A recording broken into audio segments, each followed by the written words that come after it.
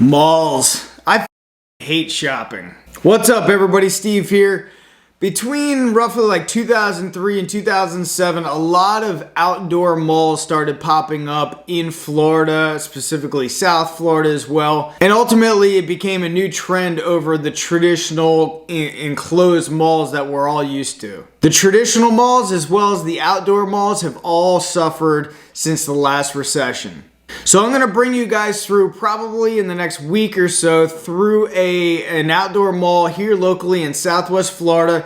It's close to the airport, it's close to the university, it's close to I-75, so it's a great location. However, this one got foreclosed on and then repurchased, I believe, in 2017. And even pre-COVID, pre-vid sickness, it really has struggled, and they've been putting a lot of money into it. I think they're projected to put about $5 million into the property, and I still feel like there's a lot of weakness with these outdoor malls. However, today I'm going to talk about a recent article from Wolf Street, and essentially he breaks down 4 different major malls that essentially have given the malls back to the banks at a severe loss. Now, these are the traditional type of indoor malls, but it is a trend, an ongoing trend of a dying mall population. Now, I'm gonna go into just one of the 4 malls to talk about some of the numbers associated with it. The first one is called the Westfield Palm Desert Mall in Palm Desert, California. From the appraised value to where it's at today in terms of a recent appraisal, it lost 74% of its value. It served as a collateral for a $125 million loan that was securitized in 2014.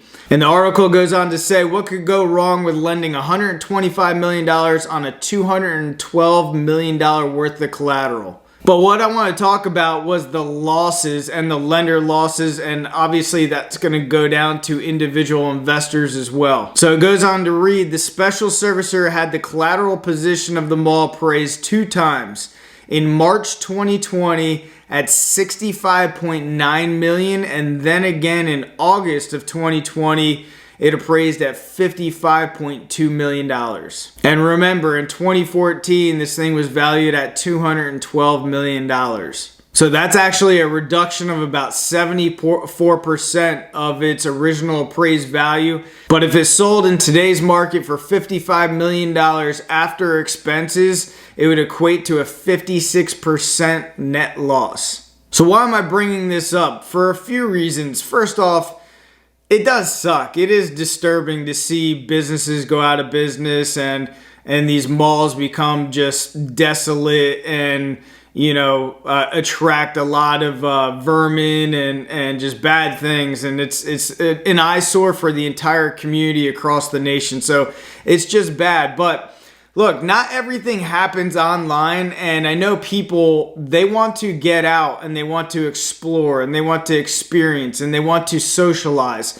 So not everything is going to happen online, and I think that this is going to provide opportunity. So some thoughts associated with this. For one thing, I think a lot of these malls need to combine with residential. If you have people living in the immediate area, they're more inclined to utilize the shops there. They're more inclined to use the bars and the restaurants and any other kind of entertainment. And I can tell you from personal experience in our area, any kind of malls, outdoor malls that have immediate residential, a lot of those malls are doing okay based on just visual analysis. Now, retail is pretty much shot in most cases, so a lot of the storefronts need to change into what I think need to be necessities. If there's, certain things that people need that they're not necessarily going to wait online for. So that could be, immediate medical things. That could be produce, certain food items, and other necessary items that people need just to get by on a day-to-day basis. The next thing a lot of these big malls need to consider is providing user experience. So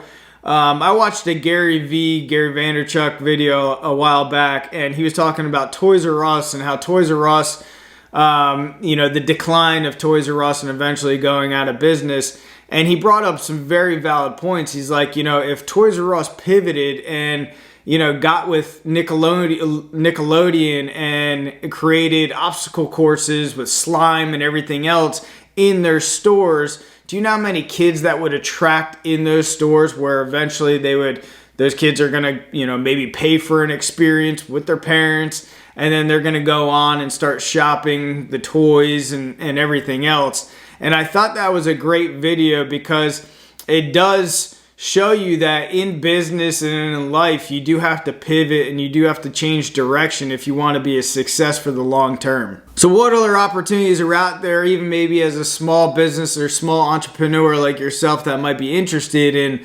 starting a business? Even right now around our area, and I'm not necessarily into it, but there's some friends of ours recently went to a cat cafe, and basically it's a cafe where I guess you sit down and have drinks and everything else, and then there's an area where you can go and play with cats, and then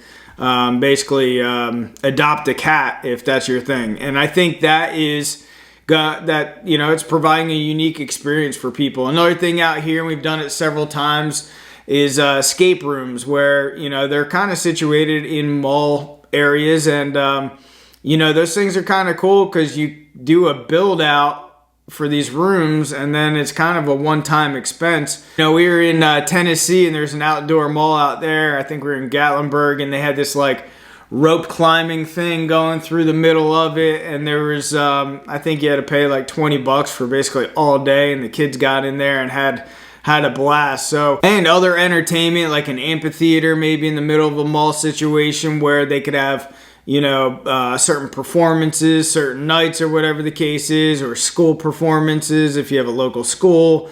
Other things are like live music in a mall, not necessarily in like a bar. Me personally, one of the biggest things I despise is shopping. Unless it's for like real estate, I do not like shopping for anything. I don't like walking around going from shop to shop to shop.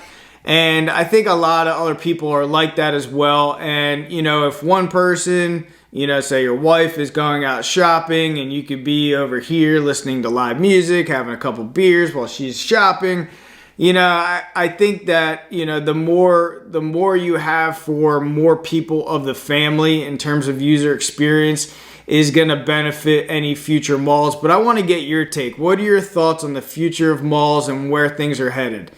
Drop a comment below, and I appreciate you guys being here. Thanks a lot.